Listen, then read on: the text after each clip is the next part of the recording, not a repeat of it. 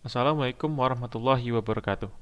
Perkenalkan, kami mahasiswa dari Universitas Brawijaya, Fakultas Ilmu Komputer, Prodi Sistem Informasi. Jadi, pada video ini, kami selaku kelompok 6 dari kelas statistika akan menjelaskan pengertian dan peranan statistika. Dimulai dari perkenalan kelompok saya, yaitu kelompok 6, yaitu Zakwan Mufid Amzi, Elroy Reinhard Natalael, Muhammad Ilman Nafian, Muhammad Rafi Aryadinata, dan Muhammad Revanza Widitama.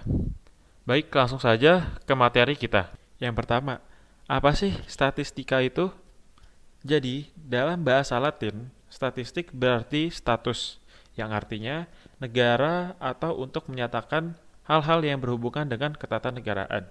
Sedangkan, pengertian statistika secara umum adalah ilmu yang mempelajari tentang seluk-beluk data, yaitu tentang pengumpulan, pengolahan, penganalisisan, penafsiran, dan penarikan kesimpulan dari data yang berbentuk angka-angka. Peranan statistika. Peranan statistika dapat diranahkan menjadi tiga, dalam kehidupan sehari-hari, dalam penelitian ilmiah, dan dalam ilmu pengetahuan. Peranan statistika dapat dimanfaatkan di kehidupan sehari-hari seperti dalam berumah tangga dan informasi tambahan mengenai keseharian. Lalu, dalam penelitian ilmiah, statistika berperan dalam menemukan kembali informasi atau keterangan yang berada dalam angka-angka statistik. Lalu ada dalam ilmu pengetahuan dimanfaatkan menjadi alat mempermudah dalam analisis dan interpretasi dari data sehingga dapat mengambil kesimpulan dari data-data yang disajikan. Lalu ada salah satu contoh peranan statistika dalam mengetahui penyebab kematian di Indonesia. Penyajian data ini bertujuan untuk diambil kesimpulan dari data yang ada. Selanjutnya ada pembagian statistik. Di pembagian statistik dibagi menjadi tiga. Yang pertama berdasarkan cara pengolahan datanya.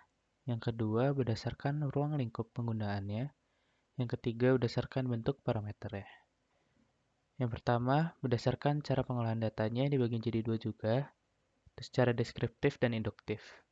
Yang dimaksud deskriptif adalah bagian dari statistik yang mempelajari metode-metode yang berkaitan dengan pengumpulan dan penyajian suatu data sehingga memberikan informasi. Metode ini hanya mendeskripsikan kondisi dari data yang dimiliki dan disajikan dalam bentuk tabel, diagram grafik, dan bentuk lainnya.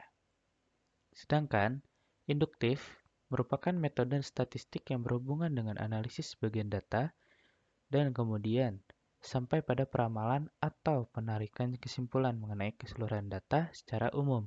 Contohnya, tinggi badan rata-rata suatu negara. Yang kedua, berdasarkan ruang lingkup penggunaannya. Berdasarkan ruang lingkup penggunaannya dibagi menjadi 6, yaitu sosial, lingkup pendidikan, lingkup ekonomi, lingkup perusahaan, lingkup pertanian, dan yang terakhir lingkup kesehatan.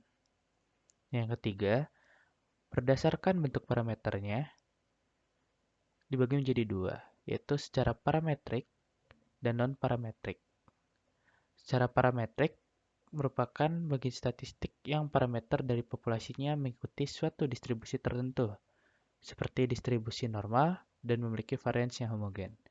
Sedangkan non-parametrik merupakan bagian statistik yang parameternya dari populasi tidak mengikuti suatu distribusi tertentu atau memiliki distribusi yang bebas dari persyaratan dan variansinya tidak perlu homogen.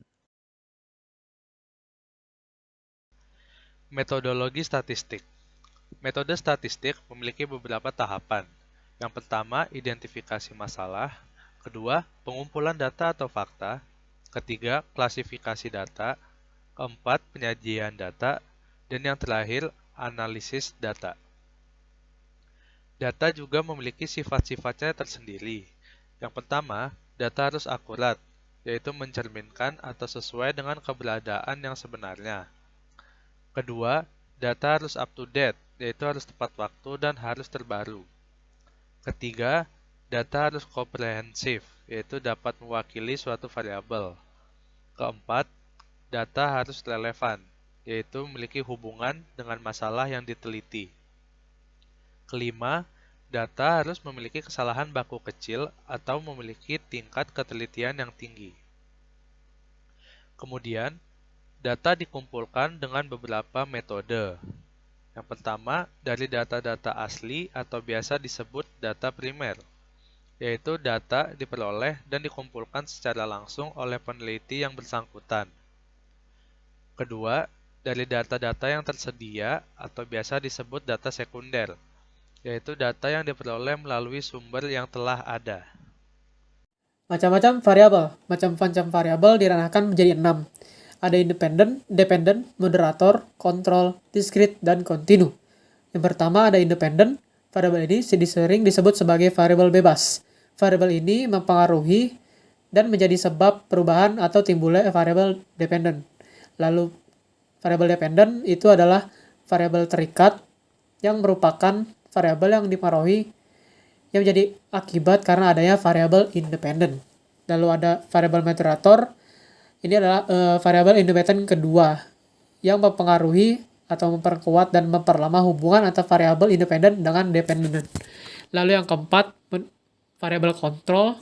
Nah, variabel kontrol adalah variabel yang dapat dikendalikan sehingga berbentuk sama atau konstan. Yang kelima, variabel discrete adalah variabel yang selalu bernilai bilangan bulat dalam bilangan asli dan tidak berbentuk pecahan.